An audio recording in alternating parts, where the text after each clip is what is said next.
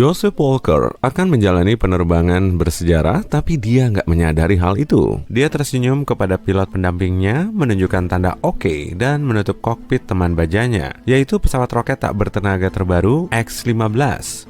Pesawat roket ini ditempatkan di bawah sayap pesawat pengebom B-52. Mereka lepas landas dan naik ke ketinggian 13 km. Joseph tenang dan sangat gembira karena dia telah bersiap menghadapi momen ini sepanjang hidupnya. Dia percaya temannya yang bersayap baja itu. Pesawat pengebom menjatuhkan X-15. Roket menyala, dan dengan dorongan fantastis, Joe terbang menuju tepian ruang angkasa. Dia tahu mimpinya untuk menjalani penerbangan pesawat suborbital pertama sekali segera menjadi kenyataan. Joe mengatur pengendali untuk menambah energi roket. Berlawanan dengan pemandangan langit biru dari pesawat biasa, pemandangan indah planet bumi yang melengkung adalah keistimewaan visual yang cuma bisa diperoleh sedikit orang. Reaksi Joseph Walker menunjukkan dia dalam gravitasi nol. Selamat datang di ruang angkasa. Pilot itu berkata dengan tenang, "Kita berhasil, teman." Menyandang nama keluarga Walker, dia selalu berusaha untuk berprestasi. Dia selalu maju, berusaha meraih hasil lebih tinggi dan tak berhenti. Saat remaja, dia suka berlari sambil membentangkan lengan ke samping. Dia membayangkan tiba-tiba kakinya terangkat dari tanah dan merasa dirinya terbang, membumbung sebagai manusia sekaligus pesawat. Ketika bekerja sebagai pilot uji coba, dia biasa terbang di atas lampu-lampu kota di senja hari. Lampu-lampu itu tersusun membentuk mozaik raksasa di bawah dan mengingatkan dia akan bintang-bintang jauh yang ingin diraihnya. Mimpinya untuk menjadi astronot dan memiliki lencana astronot yang dia anggap sebagai kehormatan besar muncul saat itu. Dalam perjalanan meraih mimpinya, Joseph banyak belajar dan memperoleh gelar sarjana di bidang fisika. Dia juga memiliki pengalaman uji coba dengan pesawat seri X awal dan 27 penerbangan dengan pesawat roket setelah bergabung dengan NACA, singkatan dari National Advisory Committee for Aeronautics, di Dryden tahun 1951. Dia memadukan pengalaman dengan ilmu teknik yang andal. Apa yang mendorong pilot uji coba mempertaruhkan nyawa tiap hari? Keberanian, tugas, dedikasi, minat, semuanya. Joseph adalah pilot uji coba berbakat yang gak mau bertukar pekerjaan dengan siapapun, tapi dia selalu ingin meraih yang lebih tinggi. Maka, dia menjadi orang yang tepat bagi program penerbangan ruang angkasa X-15 saat diundang sebagai pilot utama. Tim insinyur dan ke-12 pilot uji coba harus membuktikan mereka bisa mendesain pesawat yang bertahan dalam kecepatan hipersonik.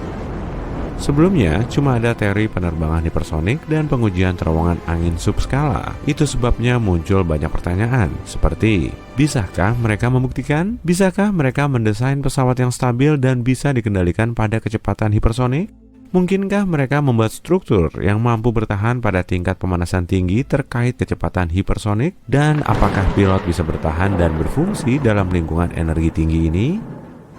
Ketika X-15 meluncur dari sayap pengebom itu, pertama-tama pesawat roket itu jatuh bebas selama beberapa detik. Setelah itu, roket bisa dinyalakan, jadi risiko roket gagal juga cukup besar. Tim itu juga harus mendesain pesawat yang bisa dikendalikan di luar atmosfer dan bisa kembali dengan sukses dengan kecepatan tinggi dengan sudut masuk yang tajam. Jika X-15 mengambil sudut yang salah, pesawat akan hancur. Jadi, apa mereka bisa membuktikan ini semua? Mempertaruhkan nasib adalah pekerjaan sebenarnya dari pilot uji coba. Dia mengenal anatomi pesawatnya seperti mengenal diri sendiri karena hidupnya tergantung kepadanya. X-15 mirip tangki bahan bakar besar dengan sebuah kokpit, panjangnya 15 meter, lebar 6 meter, dan tinggi 4 meter. Tangki bahan bakarnya menyita sekitar 7,5 meter dari 15 meter itu. Bobot X-15 6.800 kg tanpa propelan dan 15.000 kg dengan propelan. Propelan terdiri dari oksigen cair dan amonia untuk terbang dengan kecepatan hipersonik pada tanggal 6 Maret atau 6.440 km per jam. Pesawat harus bisa bertahan di suhu setinggi 648 derajat Celcius.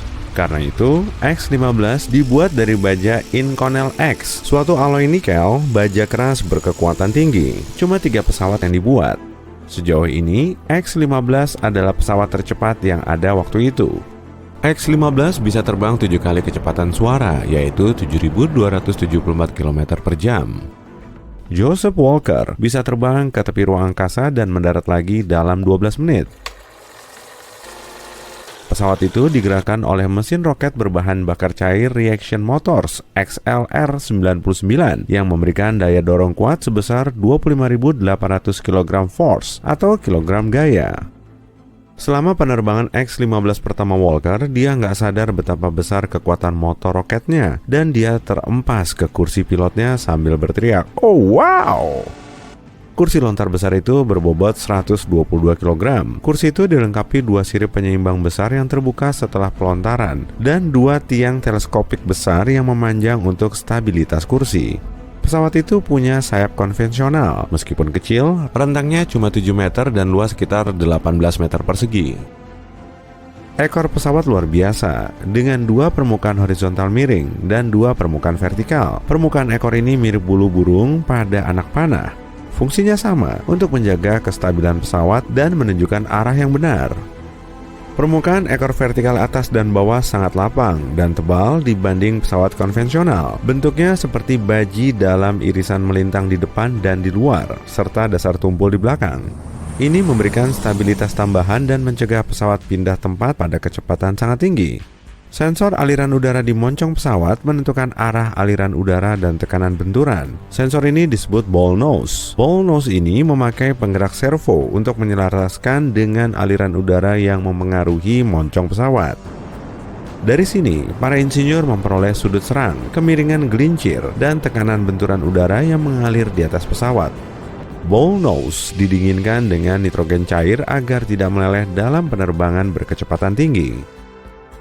Kadang, Walker bertaruh dengan rekan-rekan pilot tentang siapa orang pertama yang akan menaikkan pesawat roket itu ke atas garis Kármán, yaitu perbatasan yang diterima secara internasional sejauh 99,78 km. Tanggal 22 Agustus 1963, dalam penerbangan 91, Joseph Walker memecahkan rekor dunia untuk altitudo tertinggi 107,95 km yang dicapai oleh pesawat X-15 tak bertenaga.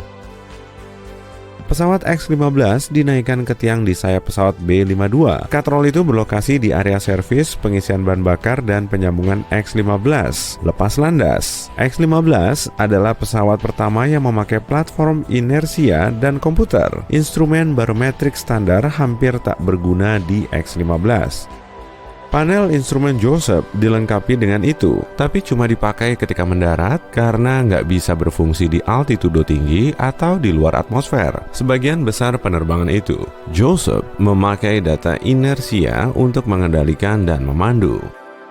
Peluncuran, X-15 lepas dari pesawat pengebom itu dan jatuh bebas selama beberapa detik. Lalu, roket mulai berfungsi dengan membakar dalam 85 detik, menghasilkan tenaga ekstrim. Joseph menaikkan pesawat dengan sudut kenaikan tajam untuk mulai membentuk parabola panjang dan keluar dari atmosfer. Daya pandang pilot bagus karena jendela ada di dekat kepalanya. Satu hal yang tak biasa dari pandangan keluar jendela X-15 adalah pilot nggak bisa melihat bagian manapun dari pesawat. Dia nggak bisa melihat moncong atau sayapnya, nggak ada yang bisa terlihat. Biasanya, pilot menggunakan moncong dan sayap pesawat sebagai acuan ketinggian. Pada X-15, Joseph memakai bingkai jendela sebagai acuan, yang di satu sisi sangat membingungkan.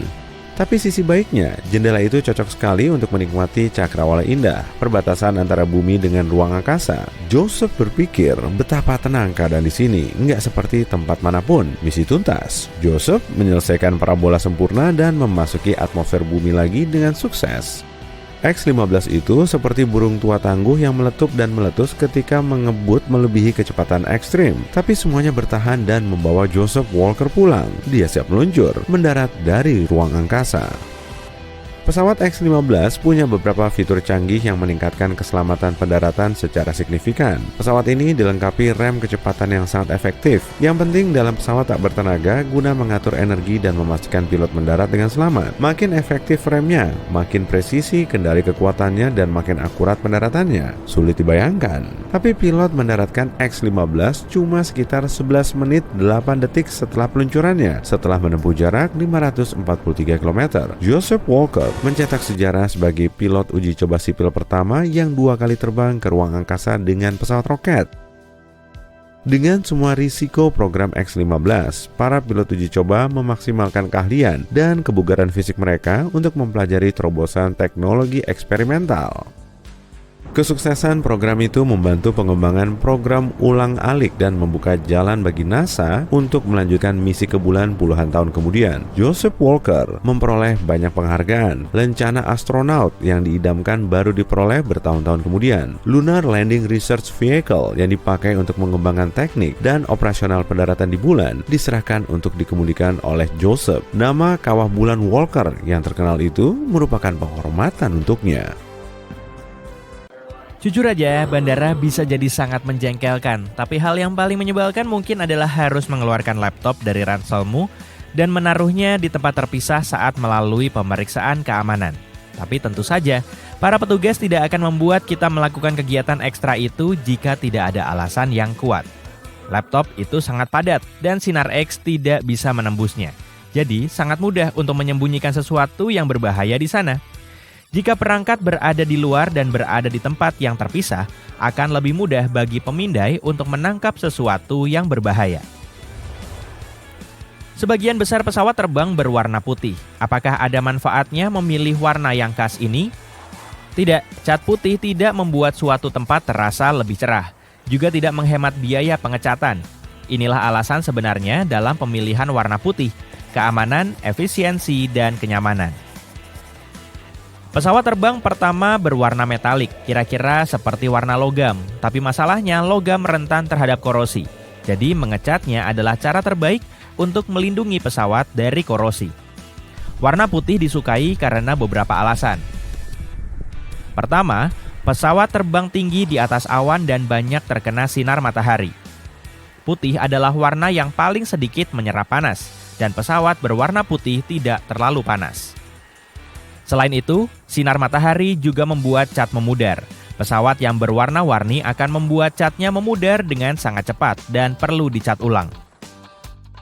Dan pengecatan ulang itu mahal, jadi mengecat pesawat dengan warna putih adalah pilihan yang lebih tahan lama. Selain itu, kerusakan lebih mudah terlihat pada permukaan putih. 1 poin lagi untuk warna putih. Kita selalu naik dari sisi kiri pesawat. Setiap saat, tidak ada pengecualian. Untuk beberapa alasan, sisi kanan sepertinya tidak menjadi pilihan. Ya, hal itu dilakukan dengan sengaja. Pertama, kapten biasanya duduk di sebelah kiri. Dengan cara ini, lebih mudah bagi pilot untuk menyelaraskan pesawat dengan garba rata. Selain itu, pesawat diisi bahan bakar dan dimuat dengan bagasi di sisi kanan. Karena orang naik ke pesawat dari sebelah kiri, kru dapat melakukan pekerjaan mereka tanpa terganggu dan tidak ada bahaya bagi penumpang. Konsistensi dengan pilihan sisi membantu membuat segalanya bekerja lebih efektif. Karena semua orang selalu masuk dari kiri, semua garba rata dirancang untuk dipasang pada sisi kiri pesawat. Jika setiap pesawat memiliki kebebasan untuk memilih sisi, itu akan menciptakan kekacauan ekstra untuk logistik di balik proses tersebut. Lalu ada lebih banyak pertanyaan yang bermunculan, seperti apa arti segitiga hitam yang digambar di atas salah satu jendela? Tampaknya ini menandai tempat duduk yang memiliki pemandangan sayap pesawat terbaik. Ini dibutuhkan agar kru pesawat dapat menemukan tempat itu secepat mungkin jika, dalam keadaan darurat, mereka perlu memeriksa mesin, bilah, atau penutup sayap. Tanda ini menghemat banyak waktu. Berikutnya, barisan kursi tidak sejajar dengan jendela. Ini masalah bisnis. Awalnya, semua pesawat dirancang dengan barisan kursi dan jendela yang sejajar sempurna. Namun, ketika sebuah maskapai membeli pesawat jet, mereka menambahkan beberapa kursi tambahan, membuat kursi-kursi menjadi lebih rapat. Dengan cara ini, mereka punya lebih banyak kursi, yang berarti lebih banyak penumpang, sehingga mereka dapat menjual lebih banyak tiket. Tapi, ruang untuk kakimu jadi lebih sempit dan mungkin tidak bisa melihat dari jendela. Selain itu, semua jendela pesawat memiliki sudut yang membulat, dan hal ini dilakukan untuk alasan keamanan. Dulu ada pesawat dengan jendela berbentuk kotak, tapi itu menyebabkan kecelakaan karena jendela seperti itu tidak dapat menahan tekanan di ketinggian. Di ketinggian yang tinggi, tekanan atmosfer eksternal lebih rendah daripada tekanan di dalam kabin. Jadi, ada perbedaan besar dalam tekanan di dalam dan di luar pesawat, dan hal ini menciptakan tekanan. Tanpa jendela, tekanan ini mengalir dengan lancar melalui material. Jendela yang berbentuk persegi menjadi penghalang, dan aliran tekanan terpaksa berubah arah. Tekanan menumpuk di sudut-sudutnya yang menyebabkan keretakan. Akibatnya, jendela seperti itu pecah. Jendela oval memungkinkan tekanan mengalir lebih lancar tanpa terlalu banyak mengganggu dan mencegah bertumpuknya tekanan. Jadi, jendela oval lebih aman. Kaca yang digunakan dalam produksi jendela ini adalah kaca akrilik yang diregangkan dan ada 3 panel terpisah. Hal ini dilakukan sebagai tindakan pengamanan jika terjadi kebocoran. Dengan cara ini, setidaknya satu panel akan tetap utuh setiap saat. Pernahkah kamu memperhatikan lubang kecil di jendela? Lubang kecil itu sebenarnya hanya ada di panel yang berada di tengah. Tugasnya adalah mengatur perbedaan tekanan yang sangat besar di dalam dan di luar kabin. Dengan cara ini, panel luar dapat menangani beban. Jika panel luar pecah, panel tengah, meskipun ada lubangnya, akan mampu menjaga jendela tetap utuh. Selain itu, lubang tersebut juga mencegah jendela berkabut. Sekarang katakanlah kamu ingin bersantai dan menonton film. Untungnya ada sepasang headphone, tapi headphone ini aneh. Headphone ini memiliki colokan 2 cabang. Tidak, ini bukan semacam teknologi canggih. Ini adalah langkah cerdas untuk mencegah pencurian. Kalau tidak bisa digunakan di tempat lain selain di pesawat, tidak akan ada yang berniat mengambilnya. Di luar pesawat, pada dasarnya headphone seperti ini tidak berguna. Lalu para pramugari membawa makanan. Ada orang yang menyukai makanan pesawat dan ada pula yang tidak terlalu menyukainya. Tapi sebagian besar akan setuju bahwa makanan memang terasa berbeda di udara. Ternyata, hal itu memang benar adanya. Tekanan udara yang rendah, kurangnya kelembapan dan kebisingan latar belakang yang kita alami di ketinggian mengubah fungsi indera perasa kita. Lidah menjadi kurang sensitif terhadap makanan manis dan asin, sehingga maskapai penerbangan harus menggunakan lebih banyak bumbu. Pernahkah kamu membayangkan apa yang akan terjadi jika seseorang membuka pintu pesawat secara tidak sengaja? Tentunya tidak akan berakhir dengan baik, paling tidak, itu akan sangat berbahaya. Terlebih lagi, akan segera terjadi kekurangan oksigen di dalam kabin. Tapi untungnya, tidak ada yang bisa membuka pintu itu secara tidak sengaja. Perbedaan tekanan antara di dalam dan di luar membuat hal itu hampir tidak mungkin. Akan membutuhkan tenaga yang sangat besar untuk membukanya. Pintu-pintu tersebut dirancang untuk terbuka dengan sendirinya jika terjadi keadaan darurat. Bicara tentang keselamatan, selama lepas landas dan mendarat, kru meredupkan cahaya di dalam kabin. Hal ini dilakukan untuk alasan yang baik. Dengan cara ini, dalam keadaan darurat, kamu akan melihat segala sesuatunya dengan lebih jelas. Mata akan terbiasa dengan kegelapan dan kamu akan lebih mudah melakukan evakuasi. Sekarang tentang pilot. Pilot selalu memakai kacamata hitam yang keren itu, tapi tujuannya bukan untuk terlihat lebih keren. Kacamata itu digunakan untuk melindungi mata. Sepanjang karirnya, pilot harus menjaga kualitas penglihatan. Masalahnya, menjadi pilot bukanlah tugas yang mudah. Radiasi matahari berbahaya yang dipancarkan matahari disaring oleh atmosfer bumi, sehingga sinar matahari tidak terlalu merusak mata kita jika kita menghabiskan sebagian besar waktu di darat. Namun, lain halnya di atas langit. Di sana udaranya lebih tipis dan kecerahannya jauh lebih tinggi. Tiap ketinggian 305 meter, radiasi matahari menjadi sekitar 5% lebih kuat. Rata-rata pesawat terbang pada ketinggian 35.000 kaki atau 10.700 meter. Ini berarti jumlah radiasi UV-nya 175% lebih besar daripada di darat. Hal ini sangat merusak penglihatan seseorang. Banyaknya waktu yang dihabiskan pilot di udara membuatnya rentan terhadap berbagai masalah mata. Dan masalah penglihatan bisa membuat pilot kehilangan karirnya. Jika mengenakan kacamata hitam adalah hal yang krusial bagi pilot dan kacamata hitam ini harus memiliki kualitas terbaik. Kacamata ini harus meminimalkan dampak sinar matahari dan tahan terhadap sinar UV, memberikan perlindungan 100% untuk mata. Selain itu, kacamata ini tidak boleh terpolarisasi, karena polarisasi dapat mengacaukan persepsi tampilan kokpit. Kacamata ini harus memberikan kejernihan terbaik, mengurangi kelelahan mata dan meminimalkan deformasi warna sehingga pilot dapat melihat normal seperti saat tidak memakai kacamata hitam. Hanya perlu beberapa saat hingga penerbangan biasa berubah menjadi kisah bertahan hidup yang mencekam. Di dunia saat tombol yang salah atau embusan angin yang tak terduga dapat menyebabkan bencana, mematuhi aturan keselamatan sangat penting bagi semua orang. Mulai dari mengencangkan sabuk pengaman hingga menaikkan tirai jendela saat mendarat, kita memperoleh semua aturan ini dengan belajar dari kesalahan. Pantau terus untuk mengetahui lebih lanjut. Sebuah penerbangan mengalami momen gila di udara pada tahun 1993 ketika pilot secara tidak sengaja mengaktifkan bilah sayap bagian yang berada di tepi sayap. Saat itu cuaca sedang cerah, para penumpang merasa santai. Semua orang melakukan apa yang mereka inginkan. Tiba-tiba, mereka merasa goncangan yang tak terduga. Seketika itu juga, autopilot terlepas. Kapten mulai bergulat dengan kendali.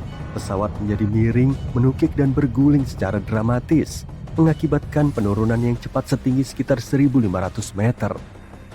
Getarannya membuat kabin menjadi kacau balau dan para penumpang berteriak ketakutan. Bilah-bilah itu seharusnya hanya digunakan saat melepas landas dan mendarat, bukan saat mengudara. Itu adalah pesawat China Eastern Airlines, penerbangan 583 yang sedang berlayar di atas Samudra Pasifik dalam perjalanan dari Shanghai ke Los Angeles. Pilot menyatakan keadaan darurat dan mengarahkan pesawat ke pangkalan angkatan udara di Alaska. Dari 255 orang di dalam pesawat, 60 orang berakhir di rumah sakit, dan sayangnya 2 orang tidak selamat. Pilot melakukan beberapa gerakan cepat untuk menstabilkan pesawat, tapi cedera terjadi karena orang-orang tidak mengenakan sabuk pengaman. Mereka menganggap bahwa bilah aktif karena desain pegangan kontrolnya. Perusahaanlah yang harus disalahkan untuk itu. Mereka memproduksinya sedemikian rupa sehingga pegangannya bisa secara tidak sengaja bergoyang saat terbang. Untungnya, para kru sudah terlatih dan pesawat itu sendiri baik-baik saja kecuali kabin yang berantakan. Akibat dari insiden ini sangat mahal, butuh sekitar $1,5 juta untuk memperbaiki kerusakan itu. Ketika pesawat mulai kehilangan ketinggian, bagasi kabin di atas kepala terbuka dan video keselamatan diputar 3 kali untuk memberikan sentuhan yang menakutkan. Setelah pesawat stabil, pramugari langsung beraksi, memberikan pertolongan pertama dengan meninggalkan kotak kosong yang berserakan di kabin. Ternyata, pegangan kontrol yang didesain dengan buruk itu telah menyebabkan 11 insiden serupa sebelumnya. Kapten mungkin menyenggolnya secara tidak sengaja saat memperbaiki kontrol kecepatan. Kurangnya pelatihan pilot tentang masalah ketinggian dan sistem peringatan memperburuk keadaan. Jika para penumpang tetap mengenakan sabuk pengaman, cedera yang dialami tidak akan terlalu parah. Hal ini telah terjadi pada banyak kecelakaan lainnya. Kamu mungkin sudah tahu pengumuman pesawat ini. Meski tanda sabuk pengaman tidak menyala, tetap kenakan sabuk pengaman saat duduk. Para ahli mengatakan bahwa ini adalah keputusan yang tepat. Meskipun terbang itu aman, tetap mengenakan sabuk pengaman adalah hal yang cerdas karena kamu mungkin akan mengalami turbulensi yang tak terduga. Ini supaya kamu tetap aman selama masa-masa turbulensi yang berguncang, terutama yang cukup parah selama cuaca badai. Sarah Nelson, Presiden Asosiasi Pramugari, berpendapat bahwa tanda sabuk pengaman harus dinyalakan sepanjang perjalanan. Memprediksi turbulensi itu seperti mencoba menebak cuaca. Tidak 100% akurat, turbulensi dapat terjadi di mana saja. Pesawat terbang sangat tangguh, mampu menangani turbulensi yang sangat buruk. Risiko sebenarnya saat turbulensi adalah terluka, bukan pesawat yang hancur berantakan. Memang jarang, namun kecelakaan tetap bisa terjadi. Dalam sebuah kejadian dramatis pada tahun 2016, seorang pilot melakukan aksi superhero, menyelamatkan 439 nyawa. Dia sedang bersiap untuk lepas landas di Shanghai. Tiba-tiba, sebuah pesawat lain muncul di landasan pacu di depannya. Bereaksi secepat kilat, sang pilot dengan sigap menaikkan pesawatnya dan berhasil menghindari bencana. Pilot tersebut dianugerahi $360.000 untuk keterampilannya yang luar biasa. Dia menghindari pesawat lain kurang dari 20 meter, kira-kira sepanjang truk semi-trailer. Ternyata, pengawas lalu lintas udara dan kru pendaratan salah mengira. 2 pengendali dicabut lisensinya dan 13 orang lainnya mendapat masalah. Mereka mengatakan bahwa insiden ini seperti pengulangan dari tabrakan di Bandara Tenerife pada tahun 1977. Saat itu, 2 pesawat jumbo bertabrakan di landasan pacu yang berkabut. Mereka tidak beruntung saat itu. Insiden tersebut merupakan bencana total. Kecelakaan tertentu dalam sejarah penerbangan mencegah kecelakaan lainnya. Dengan setiap kecelakaan, sesuatu yang krusial ditingkatkan.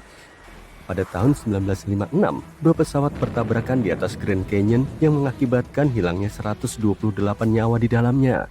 Kecelakaan ini memicu peningkatan sistem kontrol lalu lintas udara senilai $250 juta.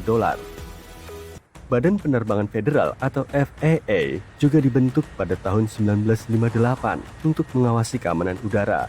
Kemudian pada tahun 1986, sebuah pesawat pribadi secara tidak sengaja memasuki area kontrol Los Angeles dan bertabrakan dengan pesawat lain. Tragedi ini merenggut nyawa 86 orang. Sebagai tanggapan, sistem penghindaran tabrakan pun diperkenalkan. Pada tahun 1978, United Flight 173 menghadapi masalah pada roda pendaratan. Hal ini menyebabkan kecelakaan yang memakan 10 nyawa.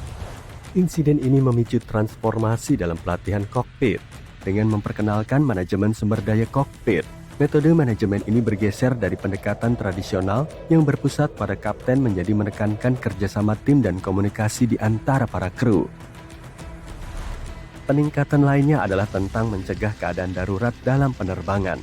Pada tahun 1983, pada penerbangan Air Canada 797, muncul asap di toilet belakang, menyebabkan kecelakaan yang merenggut 23 nyawa. FAA merespons dengan mewajibkan detektor asap dan alat pemadam kebakaran otomatis di toilet pesawat. Setelah tahun 1988, pesawat-pesawat dilengkapi dengan bantal kursi anti-api dan penerangan lantai. Versi yang lebih baru menggunakan bahan tahan api. Angin bisa berbahaya dalam keadaan tertentu. Kecelakaan pesawat Delta penerbangan 191 pada tahun 1985 membawa perhatian pada bahaya geseran angin. Upaya penelitian oleh NASA dan FAA menghasilkan pengembangan detektor radar geser angin yang mengarah ke depan. Pada pertengahan tahun 90-an, alat ini menjadi standar pada pesawat terbang. Jumlah kecelakaan yang berhubungan dengan geseran angin telah berkurang secara signifikan sejak saat itu. Pada tahun 1989, United Airlines penerbangan 232 menghadapi mimpi buruk ketika mesin DC-10 mengalami kerusakan yang membuatnya hampir tidak dapat dikendalikan. Pilot Alfred Haynes mendaratkan pesawat di bandara terdekat, namun kebakaran yang terjadi kemudian sungguh mengerikan. 185 penumpang selamat dari bencana tersebut. Akar penyebab insiden ini adalah keretakan pada piringan kipas yang terjadi selama pembuatan bahan campuran titanium. Insiden ini mendorong FAA untuk memodifikasi sistem hidrolik, menerapkan sistem keselamatan ekstra pada pesawat masa depan, dan merevolusi protokol inspeksi mesin. Pada tahun 1988, sebagian besar badan pesawat Aloha Flight robek di tengah penerbangan. Dalam sekejap, kabin pesawat terbelah dan membuat para penumpang terpapar ke langit. Meskipun terjadi kekacauan, pilot berhasil melakukan pendaratan yang aman dengan hanya 1 korban jiwa. NTSB menemukan bahwa korosi dan kerusakan akibat kelelahan yang telah terakumulasi selama lebih dari 89.000 siklus penerbangan telah menyebabkan kecelakaan ini. Pesawat ini telah digunakan untuk penerbangan pendek bertekanan antara pulau-pulau di Hawaii. Tak lama setelah itu, badan tersebut mulai program penelitian pesawat nasional tua pada tahun 1991. Program ini memperketat standar inspeksi dan pemeliharaan, terutama untuk pesawat dengan tingkat penggunaan dan siklus tinggi. Sekitar 80% kecelakaan terjadi pada 3 menit pertama setelah lepas landas atau 8 menit terakhir sebelum mendarat. Tetaplah waspada selama waktu-waktu ini, dan peluangmu untuk selamat pun akan meningkat. Tapi jangan takut, kemungkinan kamu mengalami kecelakaan pesawat adalah 1:11 juta. Itu adalah kemungkinan yang sama dengan tersambar petir dalam 1 tahun di Amerika Serikat. Di sisi lain, pesawat terbang sering tersambar petir, dan pesawat dibuat untuk bisa menanganinya. Setiap pesawat mungkin tersambar petir sekitar sekali setiap tahun, atau setiap 3.000 jam saat mengudara. tapi belum pernah ada kecelakaan yang berhubungan dengan petir sejak tahun 1967.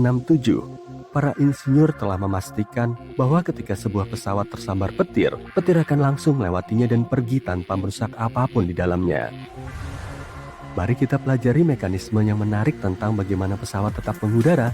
Sayap memang penting, tapi ini bukan hanya tentang sayap. Ada 4 gaya yang bekerja: daya angkat, daya dorong, daya seret, dan berat. Ekor kecil di ujung sayap disebut winglet, dan ini membantu mengurangi pusaran udara, membuat pesawat lebih licin dan lebih cepat. Ada alasan kenapa lampu meredup ketika pesawat mendarat di malam hari. Hal ini mempersiapkan semua orang untuk melakukan evakuasi cepat, membantu mata menyesuaikan diri dengan kegelapan jika pendaratan gagal. Bayangkan kamu berada di ruangan terang yang penuh dengan rintangan dan tiba-tiba lampu padam dan kamu diminta untuk berlari menuju pintu keluar. Pasti sulit. Pramugari juga memintamu untuk menaikkan tirai jendela saat mendarat. Dalam keadaan darurat, mereka ingin kamu dapat melihat apa yang ada di luar dan mencari tahu apakah salah satu sisi pesawat lebih baik untuk melarikan diri dengan cepat. Jika kamu bertanya-tanya di mana tempat teraman di dalam pesawat, itu adalah di bagian belakang. Menurut penelitian yang dilakukan oleh Popular Mechanics dari tahun 1971 hingga 2005, duduk di belakang memberimu kesempatan 40% lebih baik untuk selamat dari kecelakaan. Dan tak kalah pentingnya, kamu juga lebih dekat dengan toilet.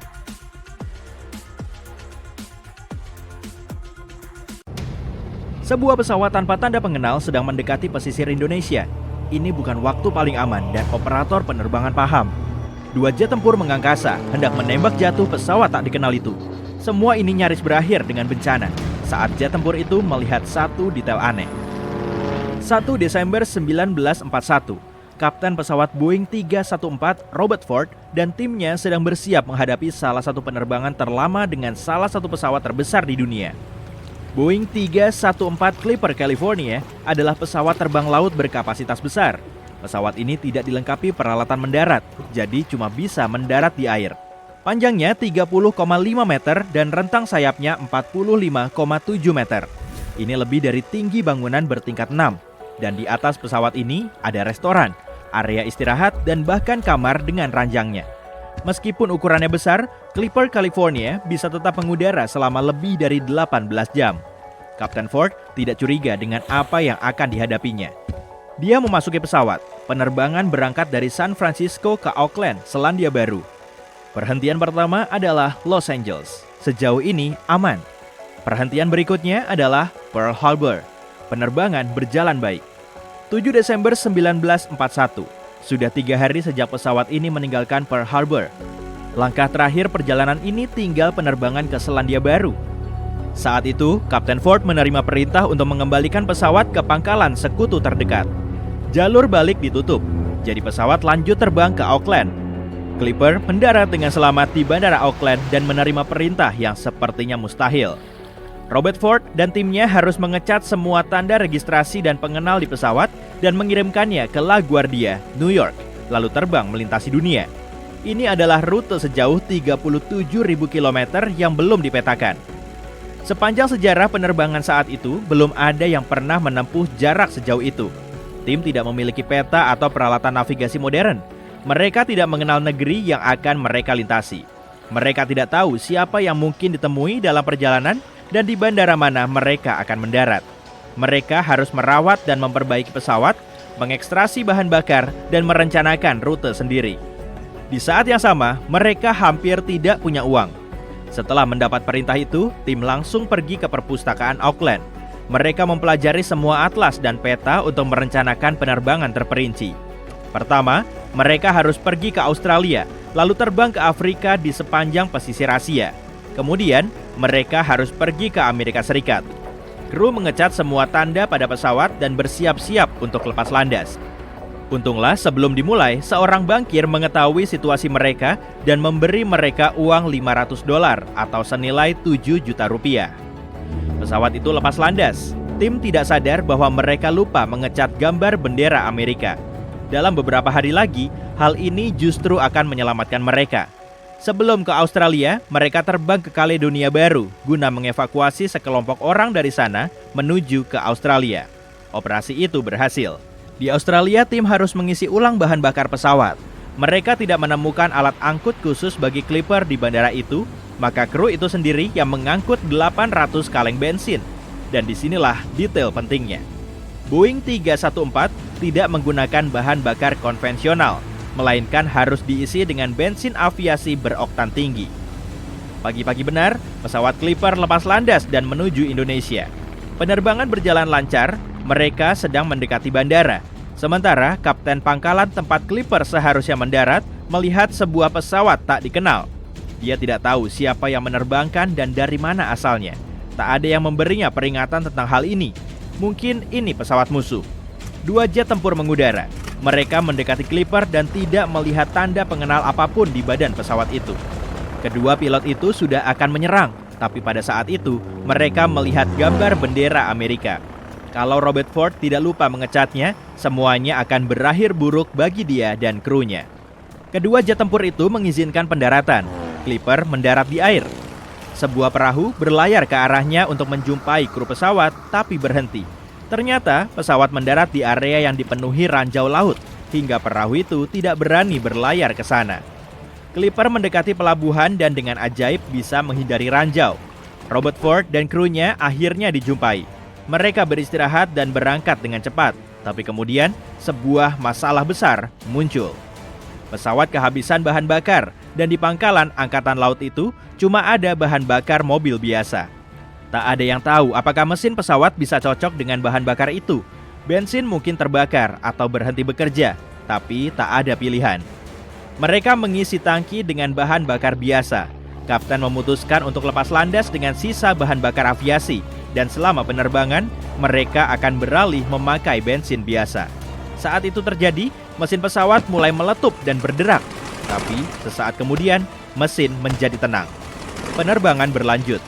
Selama 19 jam, mereka terbang dengan bahan bakar berbahaya. Perhentian berikutnya adalah Sri Lanka. Langit tertutup awan. Pilot tidak melihat pesisir dan bandara, maka diputuskan untuk mengurangi ketinggian pesawat sampai di bawah awan. Mereka terbang pada ketinggian 92 meter di atas permukaan laut dan melihat paus besar di depan.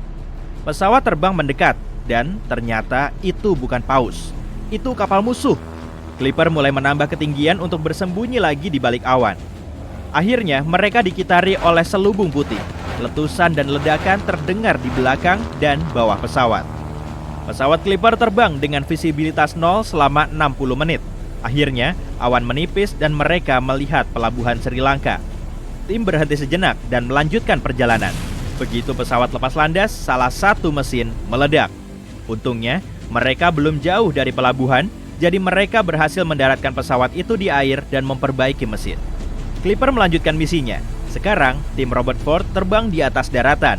Ini sangat berisiko, karena pesawat tidak dilengkapi dengan alat pendarat dan tidak bisa mendarat di tanah dengan aman. Akhirnya, mereka sampai di Kongo. Tim sangat gembira di sana.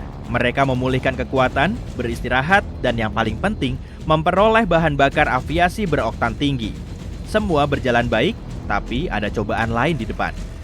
Sekarang, para penerbang itu harus menempuh jarak terjauh dalam perjalanan mereka. Perhentian berikutnya adalah sebuah kota pelabuhan di Brazil, dan jaraknya 5.600 km melintasi laut. Jarak penerbangan maksimal pesawat Boeing itu adalah 5.900 km. Penyimpangan apapun dari rute ini atau angin haluan kencang bisa dengan mudah mencegah pesawat sampai di pelabuhan itu. Karena khawatir, kru memuat bahan bakar tambahan ke dalam pesawat. Mereka meninggalkan Kongo, lepas landas di sepanjang sungai yang sempit. Saat itu, pilot melihat sungai berujung pada air terjun beberapa kilometer di depan. Pesawat harus segera menambah ketinggian, tapi tidak bisa. Banyaknya bahan bakar tambahan memberatkan Clipper. Air terjun makin dekat. Dalam detik-detik terakhir, pesawat berhasil naik sampai ketinggian yang diharapkan. Tapi, meskipun sudah melewati air terjun, Boeing itu masih belum cukup tinggi. Ia melayang-layang di atas tebing pesisir yang berbatu. Penurunan sedikit saja bisa menyebabkan tabrakan. Syukurlah, mereka berhasil lewat tanpa terluka. Pesawat naik ke ketinggian sempurna. Dalam penerbangan dari Kongo ke Brazil, kru memecahkan rekor baru. Pesawat berada di udara selama 23 jam 35 menit. Kru yang lelah melakukan pendaratan yang sudah lama ditunggu-tunggu di kota Natal. Tapi istirahat tidak berlangsung lama. 2 jam kemudian mereka mengangkasa dan menuju perhentian berikutnya, sebuah pangkalan udara di Panama. 6 Januari 1942, pukul 5:54, Boeing 314 yang sudah melegenda itu mendekati LaGuardia, New York. Tim sudah tidak sabar ingin segera menyelesaikan perjalanan mereka. Mereka menghubungi petugas dan diberitahu bahwa mereka cuma bisa mendarat setelah jam 7 pagi, sebab bandara baru mulai beroperasi di jam itu. Selama 1 jam, Robert Ford dan krunya berputar-putar di udara. Mungkin itu adalah waktu terlama dalam hidup mereka. Akhirnya, misi selesai. Boeing 314 menjadi pesawat penumpang pertama yang terbang hampir mengelilingi dunia. Penerbangan panjang itu berlangsung lebih dari sebulan. Pesawat ini menghabiskan waktu 209 jam atau 8 hari di udara. Selama itu, pesawat tersebut menempuh jarak lebih dari 48.200 km dan melakukan 18 pendaratan.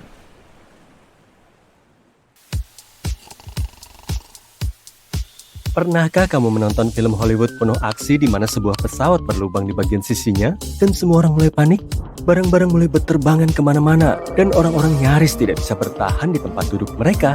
Nah, di kehidupan nyata, sebuah lubang kecil di badan pesawat tidak akan menimbulkan kehebohan seperti itu. Tapi, aku punya cerita luar biasa tentang seorang pilot yang berhasil mendaratkan pesawat dengan setengah bagian atapnya hilang. Bisakah kamu mempercayainya? Pastikan sabuk pengamanmu terpasang dengan baik karena ini akan jadi perjalanan yang sangat menegangkan. Pada tanggal 28 April 1988, sebuah pesawat Boeing 737 milik Aloha Airlines lepas landas dari Bandara Internasional Hilo menuju Honolulu. Sebelum penerbangan ini, pesawat ini sudah melakukan 3 kali penerbangan singkat dari Honolulu ke Hilo, Maui, dan Kauai. Semua berjalan lancar hari itu, dan cuacanya pun cerah dan tenang. Penerbangan tampak akan berjalan lancar sampai tujuan. Kapten penerbangan itu adalah Robert Sonsteimer dan kopilotnya Madeleine Tompkins. Keduanya pilot berpengalaman dengan ribuan jam terbang bersama Boeing 737. Pada pagi hari itu, sebelum lepas landas dari Honolulu, Madeleine melakukan pengecekan rutin pra-penerbangan dan mengatakan semuanya dalam kondisi baik. Pada pukul 11, mereka lepas landas dari Honolulu menuju Maui, lalu Hilo. Sesampainya di Hilo, mereka tidak meninggalkan kokpit atau memeriksa pesawat dari luar. Itu bukan suatu keharusan, jadi untuk apa? Pada pukul 13.25, pesawat lepas landas untuk penerbangan terakhirnya dengan 95 orang di dalamnya. 89 penumpang, 2 pilot, 3 pramugari, dan seorang pemandu lalu lintas udara FAA yang duduk di kursi pengamat kokpit.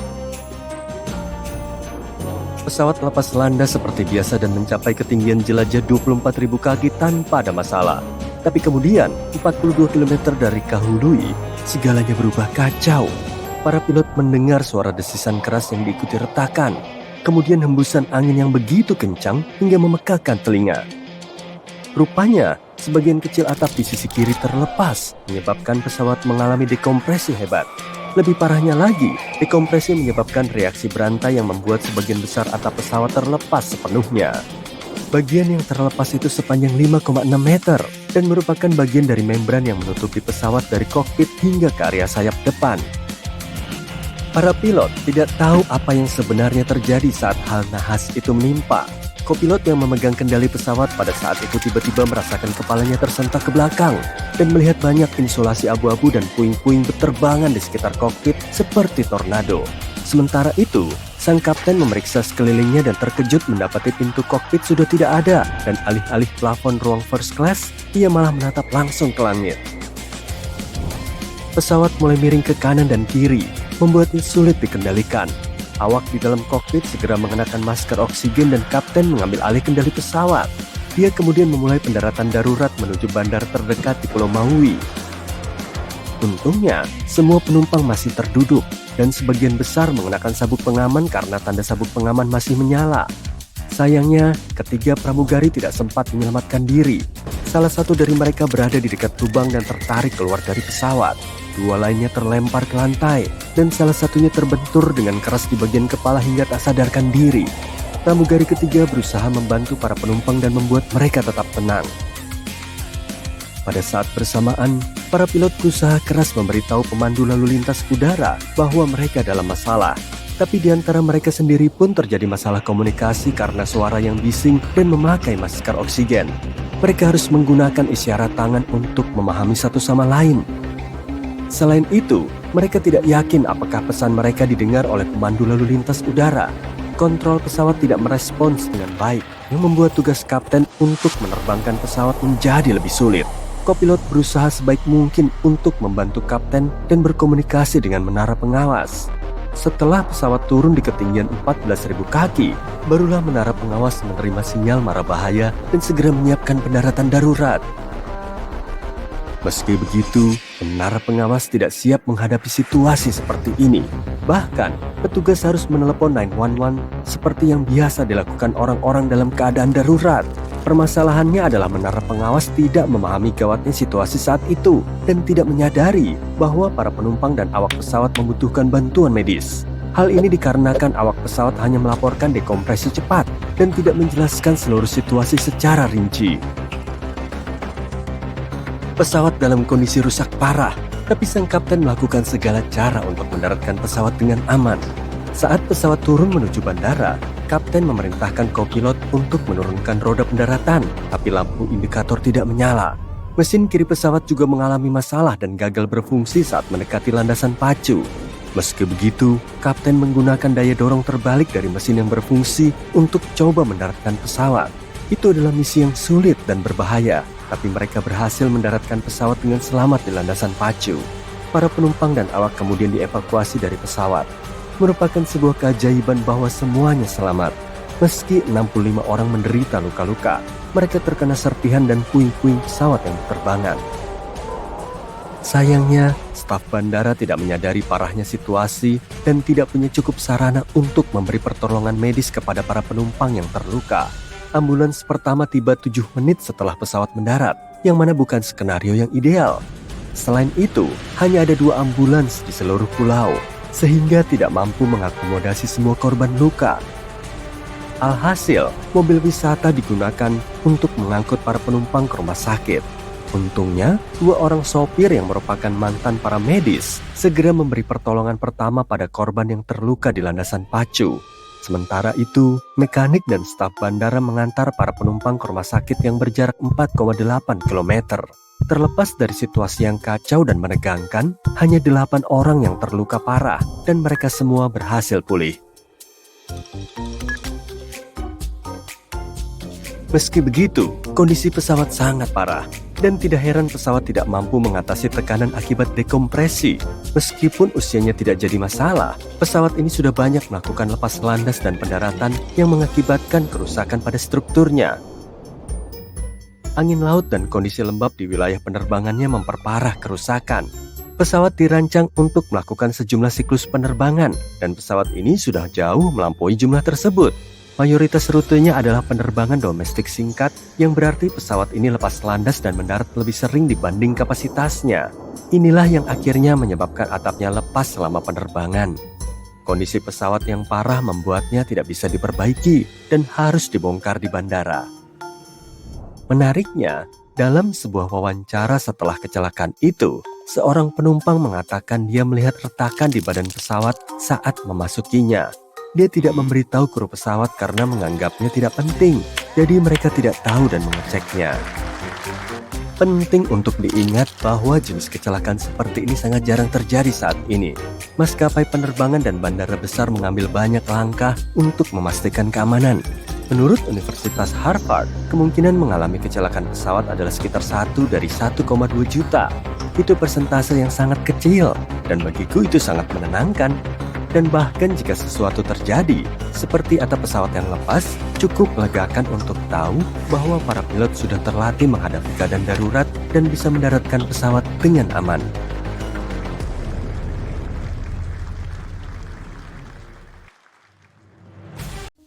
Waktu cuaca lagi dingin, pesawat sering ditunda atau bahkan dibatalkan kalau cuacanya ekstrim. Pertama-tama, kalau lagi salju lebat, kondisi itu bisa bikin jarak pandang menurun drastis. Jadi pesawat nggak aman buat bergerak di darat dan lepas landas. Pas badai salju, petugas lalu lintas udara bakal minta pesawat nggak terbang dan nunggu badainya reda dulu. Es di landasan pacu juga jadi alasannya. Roda pendaratan pesawat nggak kayak roda mobil dan roda itu nggak bisa dilengkapi sama kancing atau stud buat menghindari selip. Tapi meskipun dilengkapi itu, pesawat harus membuat kecepatan di darat yang jauh lebih tinggi daripada di jalanan biasa biar bisa lepas landas. Jika landasan pacunya licin karena es, pesawat bisa mudah tergelincir. Hal kayak gini pernah terjadi dulu. Misalnya, pada Januari 2014, Bandara JFK di New York ditutup setelah pesawat tergelincir dari landasan pacu dan masuk tumpukan salju. Untungnya, nggak ada yang terluka, tapi petugas bandara harus mengeluarkan pesawat itu dari salju dan dibantuin juga sama polisi setempat. Sama halnya dengan pendaratan. Itu bahkan lebih sulit dalam kondisi dingin, soalnya pesawat ada di lingkungan yang nggak begitu terkendali dan melaju pada kecepatan lebih tinggi. Selain itu, pesawat yang mau lepas landas dan tergelincir mungkin bakal masuk ke area terbuka dan berhenti di sana. Nah, pesawat yang mau mendarat bisa menabrak infrastruktur bandara. Intinya, itu jauh lebih berbahaya buat semua orang. Cuaca dingin juga bisa menimbulkan embun beku dan lapisan es di pesawat. Pesawat dirakit dengan hati-hati. Sedikit aja kerusakan struktur bisa menyebabkan masalah besar. Seperti kata pilot berpengalaman, kerak tipis es di sayap pesawat pun bisa merusak desain rapuh dan gaya angkatnya. Tapi pesawat bisa mencairkan es loh. Petugas bandara biasanya menyemprot pesawat dengan cairan khusus yang bikin es nggak terbentuk di bodi pesawat. Tapi kalau landasan pacu tertutup es, kamu nggak bisa ngapa-ngapain. Kecuali nanti ada matahari, peluang buat ngebersihin es dari jalanan dengan aman hampir mustahil. Ada juga kemungkinan jalanan jadi rusak dan berlubang. Hal itu membahayakan pesawat saat lepas landas dan mendarat. Coba bayangin, waktu kamu lagi ngebut pakai mobil dan ngelindes jalanan berlubang. Nggak enak kan? Dan bayangkan 1000 kali lipat dari itu. Soalnya pesawat jauh lebih berat dari mobil. Dan jangan lupa, roda pendaratannya nggak kayak buat nyetir. Aftur dan alat pompanya juga bisa membeku kalau suhunya terlalu rendah. Bahan bakar pesawat membeku pada suhu minus 40 derajat Celcius, tapi itu cuma bisa terjadi di darat sebelum lepas landas. Pada ketinggian jelajah, suhunya bisa turun sampai minus 57 derajat. Tapi karena cairan itu ada di dalam pesawat dan selalu terbakar, suhu di sana jadi lebih hangat. Nah, kalau di darat nggak ada yang bisa mencegah bahan bakarnya membeku. Kalau itu terjadi, tentu aja pesawat nggak bisa terbang. Peralatan pompa juga gitu. Meskipun bahan bakarnya masih cair, pompanya bisa terlapisi es dan berhenti mengalirkan bahan bakar ke tangki pesawat. Yang paling parah itu bahkan bisa rusak dan menyebabkan perbaikan besar sehingga penerbangan jadi tertunda lama. Akhirnya, petugas darat harus bekerja keras sebelum lepas landas atau pendaratan. Lagi pula, mereka hanya manusia, jadi mereka nggak tahan terlalu lama kedinginan. Cara mengatasi masalah ini adalah dengan bekerja bergantian. Waktu sekelompok petugas bekerja di lapangan, petugas lain nunggu mereka di naungan. Setelah 20 menit, kelompok pertama kembali buat menghangatkan diri dan kelompok kedua nerusin kerjaan kelompok pertama. Meskipun itu efisien, operasi jadi sangat lambat. Jadi, itu juga bisa bikin penerbangan tertunda. Tapi meskipun ada banyak masalah yang disebabkan oleh cuaca dingin, sebenarnya itu lebih mending daripada cuaca panas ekstrim. Udara dingin lebih padat daripada udara panas, jadi pesawat mendapat gaya angkat lebih besar dan stabil di udara. Penerbangan juga lebih mudah dikendalikan. Molekul udara lebih lambat dan berdekatan, sehingga aliran udara di sekitar sayap dan kokpit lebih stabil. Pada ketinggian, udara otomatis menipis karena molekul udara menyebar dan jadi lebih jarang. Itu sebabnya pesawat nggak bisa masuk ke lapisan atas atmosfer. Udara di sana kurang untuk membuat gaya angkat yang cukup. Tapi hal sama terjadi waktu cuaca terlalu panas di darat. Molekul udara menjadi lebih cepat dan menyebar. Artinya, sayap pesawat nggak punya banyak udara untuk mendorong dan masuk ke mode penerbangan. Biar bisa lepas landas pada cuaca panas ekstrim, pesawat harus bergerak jauh lebih cepat buat menghasilkan cukup hambatan udara dan gaya angkat. Tapi, mesin pesawat harus bekerja lebih baik untuk bergerak lebih cepat. Dan itu juga mustahil kalau cuaca terlalu panas. Saat udara menipis, jumlah oksigen juga turun. Mesin jet menggunakan oksigen di atmosfer untuk pembakaran. Kalau unsur penting ini kurang, Mesin jet nggak bisa mengubah cukup energi ke pendorong. Artinya, akselerasi jadi lebih lambat dan energi yang dikeluarkan lebih buruk.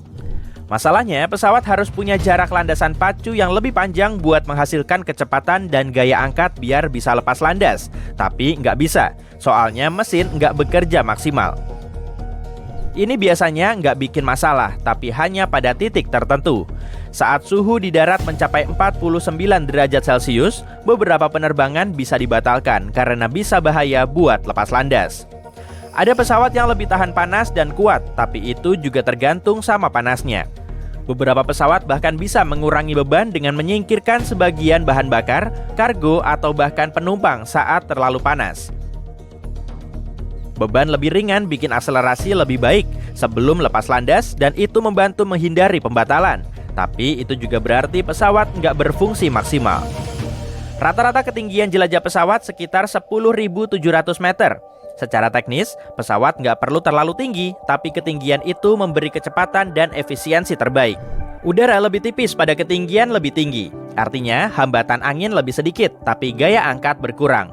Untuk sebagian besar pesawat komersial, area antara 9.000 sampai 12.000 meter adalah tempat yang pas dengan hambatan udara dan gaya angkat seimbang. Kamu mungkin udah nggak pakai laptop dari tahun 1999 dan komputermu nggak terbang pada kecepatan cahaya. Untungnya, pesawat punya masa hidup yang lebih panjang daripada komputer. Ada maskapai dari awal tahun 1970-an yang masih bagus. Mungkin kecepatan dan efisiensi bahan bakarnya kalah dari pesawat sekarang, tapi pesawat lama sama amannya dengan pesawat modern. Contrail, jejak putih yang suka ditinggalkan pesawat pada ketinggian. Ini sering dikira asap pembuangan mesin, tapi ini cuma uap air kok.